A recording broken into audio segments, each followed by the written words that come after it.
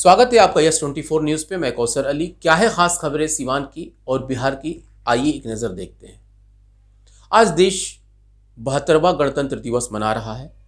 इसी के कड़ी में आज सीवान में भी राजेंद्र स्टेडियम में 9 बजे सीवान जिलाधिकारी ने झंडोत्तोलन करके और लोगों को मुबारकबाद दिया। इस मौके पे पूरी प्रशासनिक व्यवस्था थी, पूरी प्रशासन थी, स्कूली बच्चे भी थे जिन्होंने राष्ट्रगान गा करके सभी को मंत्रमुग्ध कर दिया। दूसरी तरफ मदरसा अरबिया नईमिया सोनबरसा में भी वहाँ के अशातिज़ा और तालिबे इल्म मिल करके झंडोत्तोलन किए, राष्ट्रगीत गाए और उसके बाद लोगों में मिठाइयाँ तकसीम की गई। दूसरी और तीसरी जो तस्वीर आ रही थी, ये जो आप एक वीडियो देख रहे हैं, ये दिल्ली की वीडियो नहीं है बल्कि सीवान की है। किसानों के समर्थन में आज एक ट्रैक्टर मार्च यहाँ भी निकली वार्म सेफ के तहत। पूरे किसान लोग, आम आदमी भी था, जो उन लोगों ने दिल्ली में हो रहे किसानों का प्रदर्शन, उनका समर्थन करने के लिए आज सीवान में भी ट्रैक्टर मार्च का आयोजन किया गया, जो कि गांव से होते हुए और शहर के अंबेडकर पार्क में खत्म हुई। हम आज बात करेंगे किसानों के आंदोलन पे। आज देश में जिस तरीके से गणतंत्र दिवस के बारे में बताया जा रहा है, जोशो खरूश के साथ इसको मनाया जा रहा है, लेकिन एक तरफ देखा जाए तो किसान आंदोलन कर रहे हैं लगभग 3 महीने से। ये एक बहुत ही महत्वपूर्ण विषय होता जा रहा है कि आखिर क्या वजह है कि सरकार इनकी सुन नहीं रही है। 10 राउंड की बात हुई, उसके बाद भी ना तो सरकार किसी निष्कर्ष पर निकल पाई और ना ही किसानों का हल निकल पाया।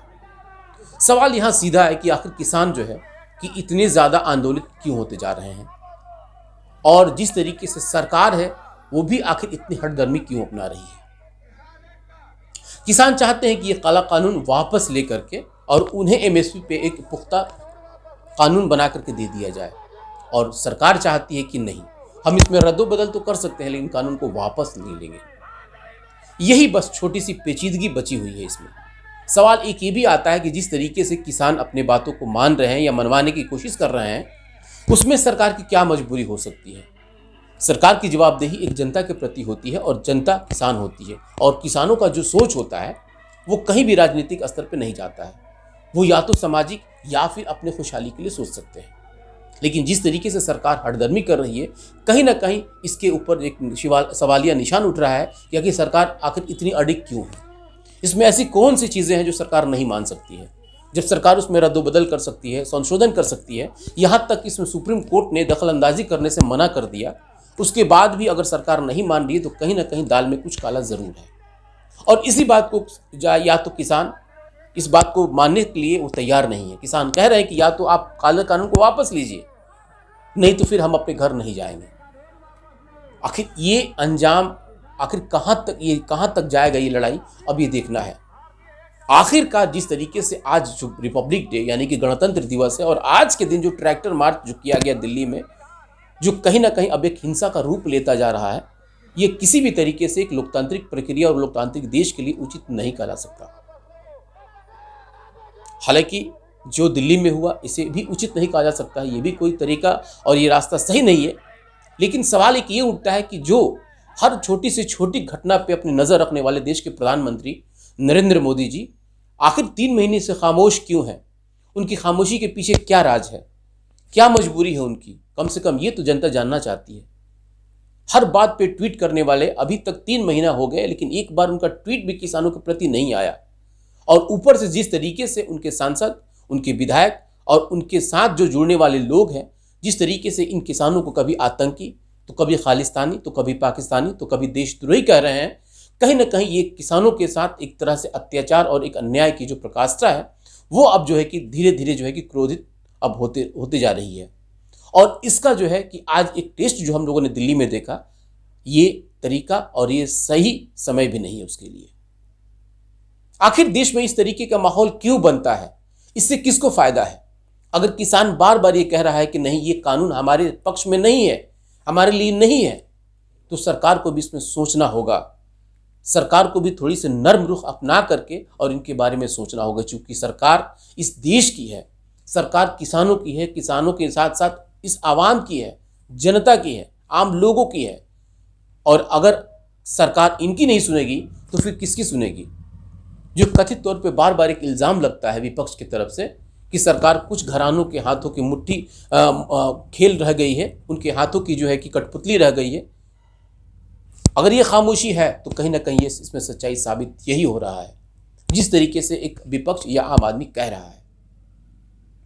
इसमें सरकार को भी अब अपने आप को थोड़ा सा नर्म रुख इख्तियार करके और अब विचार करना चाहिए। जिस तरीके से सुप्रीम कोर्ट ने इस पे ऊपर स्टे लगाने की बात कही, तो सब चूंकि सुप्रीम कोर्ट इसमें अब दखलंदाजी से ही मना कर रहा है, लेकिन सरकार को अब अपनी हठधर्मी को त्याग करके किसानों और जनता के बारे में सोचना होगा। मैं एक छोटा सा किस्सा आपको बता रहा हूं। आपने देखा जिस तरीके से कोरोना काल में अमेरिका जैसे महापावर महाशक्ति देश, वहां के राष्ट्रपति ट्रंप मास्क नहीं लगाते थे।